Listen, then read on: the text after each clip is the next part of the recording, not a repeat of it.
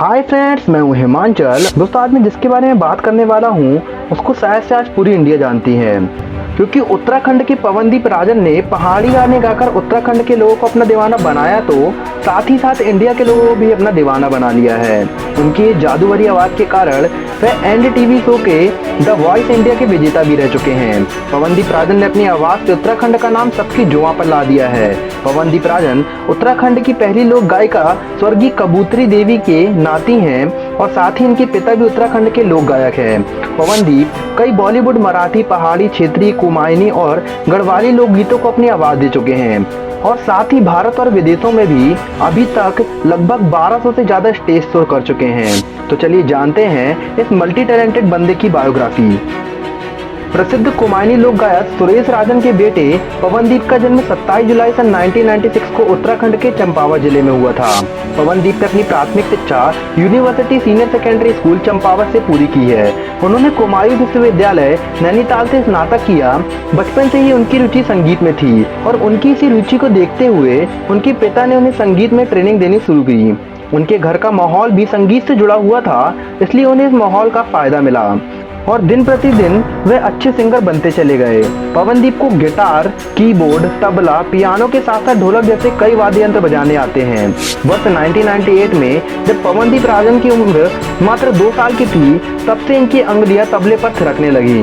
उस वर्ष चंपावत में आयोजित कुमाऊं महोत्सव में पवनदीप राजन ने अपना स्टेज कार्यक्रम प्रस्तुत करते हुए अपनी अद्भुत व विलक्षण प्रतिभा का एहसास दर्शकों को करा दिया। परंतु ये कम ही लोग जानते हैं कि पवनदीप राजन छोटी उम्र से ही राष्ट्रीय चैनल दूरदर्शन और जी टीवी पर उनके तबला वादन की प्रतिभा दिखा चुके हैं। आकाशवाणी अल्मोड़ा ने भी पवन के तबला का कार्यक्रम प्रसारित किया था। अक्टूबर 2000 में नैनीताल में संपन्न कुमाऊं महोत्सव में नन्हे तबला वादन की प्रस्तुति पर प्रदेश के राज्यपाल भी मंत्रमुग्ध हो गए थे। उन्होंने 11,000 रुपए इनाम देने की घोषणा भी की थी। अगर इनके करियर की बात की जाए तो पवनदीप राजन ने 1.5 साल की उम्र में अचानक थाली पर दादरा की ताल बजाई थी और 2 साल की उम्र में तबला वादन शुरू कर दिया था। पवनदीप की प्रतिभा देखकर कल्पना चौहान के पति राजेंद्र चौहान ने उन्हें अपनी एक एल्बम में ब्रेक दिया। उत्तराखंड में उनका गाना मेरी माया बांध काफी पॉपुलर हुआ था। पवनदीप राजन फिल्म निर्माता प्रहलाद निगलानी, गायक सोनू निगम, अदनान सामी समेत फिल्म अभिनेता गोविंदा, बॉबी देओल सहित कई नामचीन हस्तियों के साथ काम कर चुके हैं। अपनी आवाज से बॉलीवुड के प्रसिद्ध सिंगरों को लुभा चुके Pawandeep Rajan show the voice of India में सिंगर की शान टीम में थे। शो द वॉइस इंडिया के पहले चरण में ब्लाइंड राउंड में पवनदीप राजन ने चारों जज मीका, शान, सुनिधि चौहान और हिमेश रेशमिया का दिल जीता और दूसरे राउंड में सिंगर शान की टीम में शामिल हुए। Pawandeep Rajan show the voice of India के विजेता तो बने, साथ ही साथ उन्हें 50 लाख रुपए और एक कार भी इनाम में मिली। इसके अलावा एक एल्बम में गाने का करार भी हुआ। इतनी कामयाबी छोटी सी उम्र में कम नहीं होती। पवनदीप की कामयाबी के लिए पूरे उत्तराखंड से उनके लिए दुआएं और मन्नतें मांगी गई थी। युवाओं ने तो उनके गृह जनपद चंपावत एसएमएस की मुहिम चला रखी थी।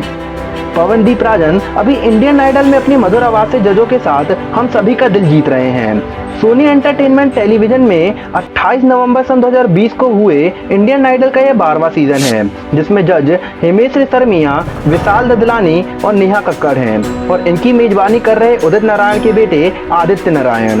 पवनदीप के प्रदर्शन से प्रभावित होकर मशहूर क्रिकेट खिलाड़ी वीरेंद्र सहवाग भी उनके प्रशंसक बन गए हैं।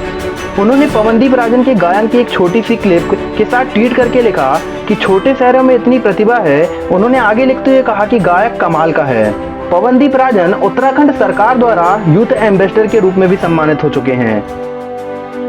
आई होप फ्रेंड्स, आपको ये वीडियो जरूर अच्छी लगी होगी। अगर आप मुझसे पर्सनली जुड़ना चाहते हैं तो आप मेरा इंस्टाग्राम पेज भी फॉलो कर सकते हैं। तो चलिए मिलते हैं कुछ ऐसी वीडियो के साथ। तब तक के लिए जय हिंद।